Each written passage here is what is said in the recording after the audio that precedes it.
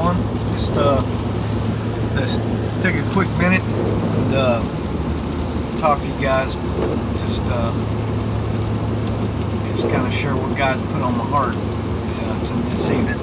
You know, I share with you guys a lot of times that, you know, I'm always on the road, right? And you know, I'm always you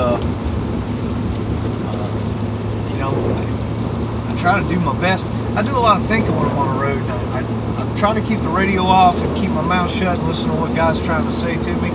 But you know, you know, I mean, I know there's a lot of y'all out there that have been through some stuff. Now, I've been through some stuff, and even recently, I've been through some really nasty relational issues, and it ain't good.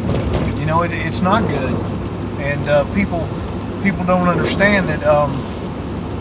You know, no matter what's going on in our lives, we got to pass the test like Job did, right?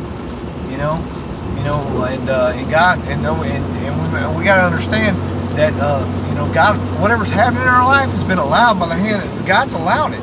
He allowed it to happen, just like He did in Job's life, right? He, you know, Satan came and presented himself with the angels, and God said, well, you know what you doing there, Satan? And Satan said, you know, just prowling around. And God said to him, have you considered my servant Job? Right? So, wow. You know, what kind of faith God must have had in Job to offer him up, you know, to get beat down. I mean, that was a bad deal for Job. But you know, Job, it's okay, you know. It's okay. But we all got things that go on in our lives, you know, and you know, we all got to pass the test. We got to pass the test. So be overcomers. You know, to those that overcome, I will give the right to the tree of life. That's what He says. That's what the Bible says. It don't say, hey, you know, whatever, you know, just do your best. You'll get your participation award. Nah. That ain't what it says. Paul says, I discipline my body so that after I have preached to others, I do not become disqualified. Right? That's what he says. Run the race as don't you know that they all run the race, but only one wins? That's what Paul said. Look, we're in a race for our eternity. Right? We gotta get it. We gotta focus. We gotta focus. But listen, you know, and I've and y'all might be tired of hearing this, but I'm gonna keep saying it until God tells me not to say it no more.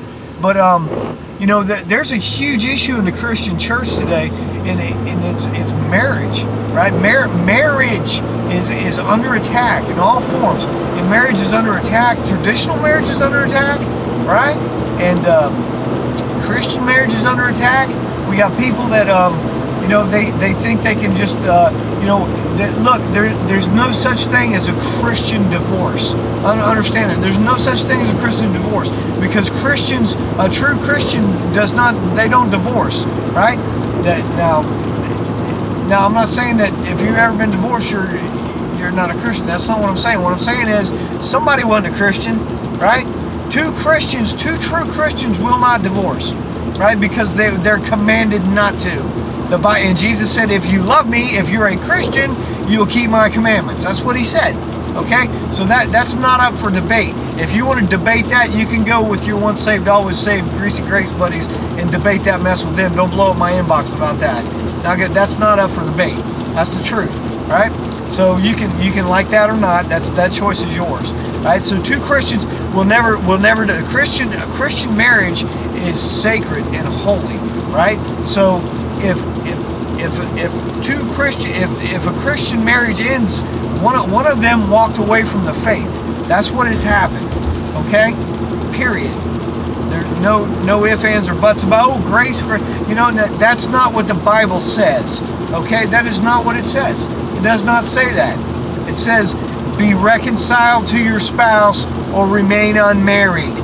That's what the Lord commands. Right? Right? Unless it be for adultery, sexual immorality, that whoever divorces his wife commits adultery against her and causes them to commit adultery. That's what the Bible says. So, if you're a Christian and you believe the Bible, then you obey the Bible. That's what the Bible says. If you're a Christian, you will be obedient no matter what. All right, that's the truth. Don't like it? Then you probably got some faith issues, and this post ain't gonna help you. It's just gonna dork you off. So, okay, all right, moving on. So if look, Satan always attacks the weak, right? Satan if he can't get to the strong partner, he's gonna get to the weak partner, right? That's what he does. He gets to the weak ones. So the weak, because hey, look, a chain is only as strong as its weakest link, right? If we're not, if we, however,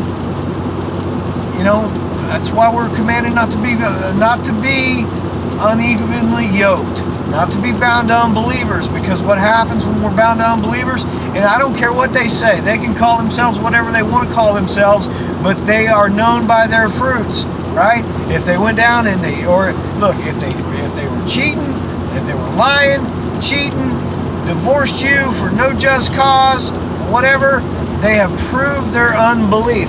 They are unbelievers. That's the truth.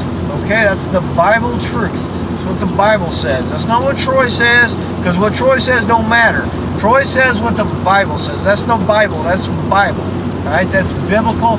That's what the Bible says. If you don't like that, take it up with the author. God bless.